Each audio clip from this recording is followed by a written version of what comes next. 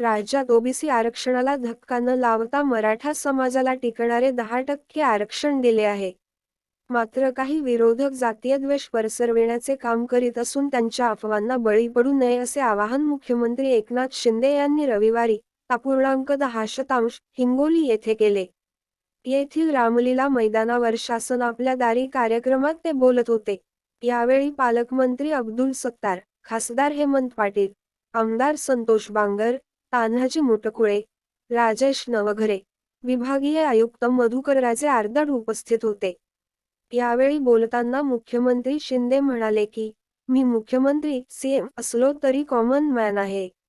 सर्वसामान्यांच्या प्रश्नांची मला जाण असून हे प्रश्न सोडविण्याचे प्रयत्न आमचे डबल इंजिनचे सरकार करीत आहे.